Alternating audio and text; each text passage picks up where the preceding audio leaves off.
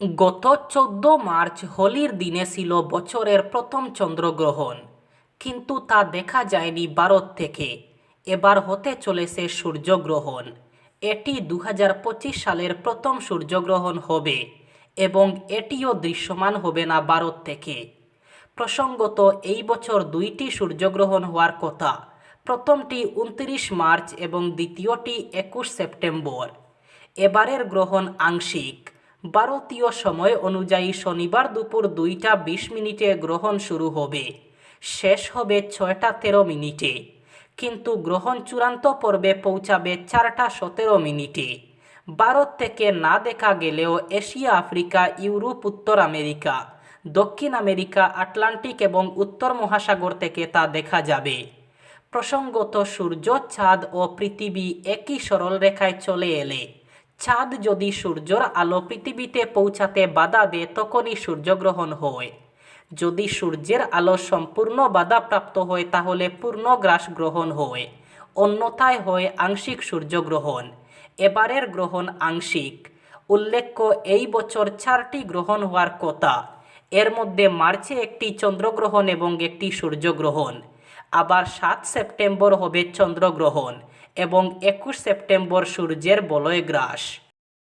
অসমে এক অঘোষিত ইমার্জেন্সি অবস্থা চলছে। বর্তমান সমগ্র রাজ্যে মুখ্যমন্ত্রী ও বিজেপি দল বুঝতে পেরেছেন জনগণ তাদের প্রতি আস্থা হারিয়ে ফেলেছেন। এবারের বিধানসভা অধিবেশনে কিছু নজিরবিহীন ঘটনা সংঘটিত হয়েছে। বিধানসভা হলো গণতন্ত্রের মন্দির, কিন্তু বিধানসভায় এবার যেসব ঘটনা সংঘটিত হয়েছে তা ইতিহাসের কোথাও দেখা যায়নি। বুধবার শিলচর জেলা কংগ্রেস ভবনে আয়োজিত এক সাংবাদিক বৈঠকে এই কথা বলেন শিলচর জেলা কংগ্রেস সভাপতি অভিজিৎ পাল। এদিন সাংবাদিক বৈঠকে বিধায়ক খলিলুদ্দিন মজুমদার, সূর্যকান্ত সরকার প্রমুখকে পাশে বসিয়ে অভিজিৎ বলেন, গত 21 মার্চ বিধানসভায় বিজেপি বিধায়ক রূপজ্যোতি কর্মী, বিধায়ক শেরমান আলী এবং বিধায়ক অখিল গগৈয়ের বিরুদ্ধে যেভাবে তেড়ে এসেছিলেন, এই ঘটনা অসম বিধানসভা অধিবেশনের এক কলঙ্ক অধ্যায়। এর আগে এ ধরনের কোনো ঘটনা দেখা যায়নি, কিন্তু বিধায়ক রূপজ্যোতি কর্মীর বিরুদ্ধে ব্যবস্থা গ্রহণ না করে তাকে মুখ্যমন্ত্রী প্রশ্রয় দিয়েছেন। তিনি বলেন, পরবর্তী সময়ে বিধানসভার উপাধ্যক্ষ নুমাল মুমিনকে কংগ্রেস বিধায়ক নুরুল হুদা আক্রমণ করেছেন বলে ঘটনা সাজিয়ে রাজনৈতিক ষড়যন্ত্র করা হয়েছে। আগামী 1 এপ্রিল থেকে বিদ্যুতের মাশুল সামান্য হ্রাস করা সম্পর্কে অল আসাম ইলেকট্রিসিটি কনজুমার্স অ্যাসোসিয়েশনের আহ্বায়কবৃন্দ যথাক্রমে অজয় আচার্য এবং হিল্লুল ভট্টাচার্য এক প্রেস বার্তায় বলেন, অসম বিদ্যুৎ নিয়ামক আয়োগের অধ্যক্ষ সংবাদ মাধ্যমে আগামী 1 এপ্রিল থেকে বিদ্যুতের নতুন মাশুল ধার্যের যে তালিকা প্রকাশ করেছেন তাতে উল্লেখ করা হয়েছে যে এ এবং বি শ্রেণীর সাধারণ গ্রাহকদের বিদ্যুৎ মাশুল ইউনিট প্রতি 1 টাকা এবং অন্যান্য শ্রেণীর গ্রাহকদের 25 পয়সা হ্রাস হবে। অথচ তিনি অসমের বিদ্যুৎ গ্রাহকদের প্রিপেইড স্মার্ট মিটারে বিদ্যুতের খরচ যে বহুগুণ বৃদ্ধির অভিযোগ উত্থাপিত হয়েছে তা নিরসনের কোনো উল্লেখ করেননি। প্রিপেইড স্মার্ট মিটার বাতিল না করে এই সামান্য মাশুল হ্রাস সাধারণ গ্রাহকদের কোনো লাভ হবে না। সংগঠনের পক্ষ থেকে এও বলা হয় যে অসমের জনগণের ঘাড়ে বর্ধিত বিদ্যুৎ মাশুলের বোঝা থেকে রেহাই দেওয়ার সদিচ্ছা থাকলে সরকারের উচিত কর্পোরেট গোষ্ঠীর সাথে স্থাপন করা প্রিপেইড স্মার্ট মিটার অবিলম্বে বাতিল করা। ত্রিপুরার নিখোঁজ এক নাবালিকাকে উদ্ধার করে বড় সাফল্য পেল যাত্রাপুর থানার পুলিশ। তামিলনাড়ুর একটি হোটেল থেকে কিশোরীকে উদ্ধার করা হয়েছে। গ্রেফতার করা হয়েছে অভিযুক্ত যুবককেও। পুলিশের এই দ্রুত ও সাহসী অভিযানে এলাকায় স্বস্তির বাতাস বইছে। বিশেষ করে মেয়েটির পরিবারে ফিরে এসেছে শান্তি।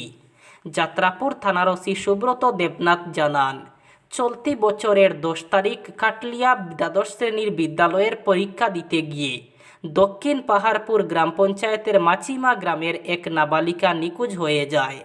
পরিবারের সদস্যরা 4 দিন ধরে খোঁজাখুঁজি করেও কোনো সন্ধান না পেয়ে থানায় লিখিত অভিযোগ দায়ের করেন।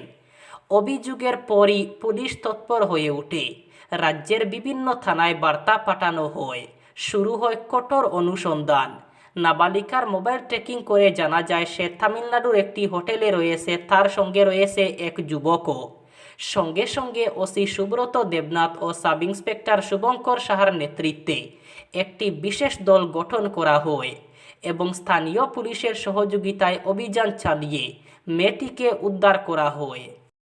প্রবীণ সাংবাদিক এবং গৌহাটি প্রেস ক্লাবের সহকারী সাধারণ সম্পাদক দিলওয়ার হোসেন মজুমদারের গ্রেফতার রাজ্য জুড়ে বিক্ষোভের সূত্রপাত করেছে।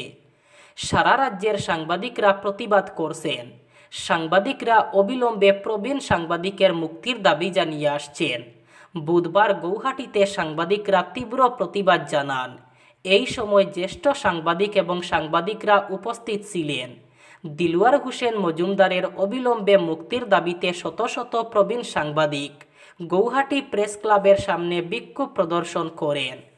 কালো বেজ পরা সাংবাদিকরা অসম পুলিশ হায় হায়, অসম পুলিশ বিলুপ, অসম সরকার হায় হায়, হিমন্ত বিশ্ব শর্মা হায় হায় এবং ফ্রি দিলওয়ার হোসেন মজুমদারের মতো স্লোগান দেন। গৌহাটি প্রেস ক্লাব থেকে পানবাজার থানায় যাওয়ার পথে বিক্ষোভকারীদের বাধা দেয় পুলিশ। এই সময় পুলিশ এবং সাংবাদিকদের মধ্যে দাওয়া পাল্টা দেওয়ার ঘটনাও ঘটে। প্রকাশ্যে গুলিতে জাজরা ঝাড়খণ্ডের বিজেপি নেতা জেলা পরিষদের প্রাক্তন সদস্য অনিল টাইগার। বুধবার রাঞ্চির কাকে এলাকায় জনতার সামনেই এই খুন হলো বলে জানা গিয়েছে।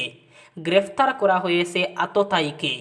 পুলিশ সূত্রে জানা গিয়েছে এদিন বিকেল 4টা নাগাদ ব্যস্ত এলাকা কাকে চকে অনিল টাইগারের উপর হামলা হয়।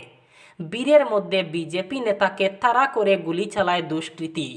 গুলির শব্দে আতঙ্কিত হয়ে পড়ে এলাকার মানুষ। শুরু হয় হুড়োহুড়ি।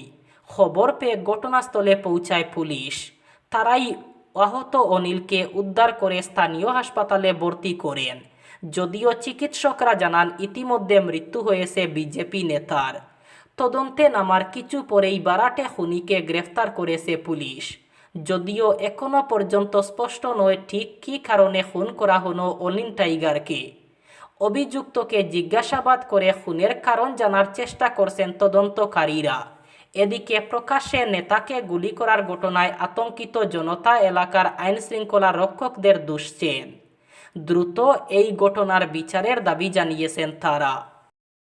ওয়াকফ সংশোধনী বিলের বিরুদ্ধে অল ইন্ডিয়া মুসলিম পার্সোনেল ল বোর্ডের আয়োজিত বিক্ষোভে যোগ দিলেন বিহারের প্রাক্তন মুখ্যমন্ত্রী তথা আরজেডি প্রধান লালু প্রসাদ যাদব এবং বিহার বিধানসভার বিরোধী দল নেতা এবং আরজেডি নেতা তেজস্বী যাদব। তেজস্বী যাদব এদিন বলেছেন, আরজেডি নেতা লালু প্রসাদ যাদব আন্দোলনকে সমর্থন এবং শক্তিশালী করতে এখানে এসেছেন। আমরা সংসদ, বিধানসভা এবং বিধান পরিষদে এই অসাংবিধানিক অগণতান্ত্রিক বিলের বিরোধিতা করেছি। আজ আমরা একটি মুলতবি প্রস্তাব এনেছি এবং এটি নিয়ে আলোচনার দাবি জানিয়েছি, কিন্তু সভা মুলতবি করা হয়েছে। তারা বলতে চান তারা এই বিষয়ে আপনাদের পাশে আছেন। তাদের প্রচেষ্টা হলো এই বিলটি যেন কোনো মূল্যে পাশ না হয়।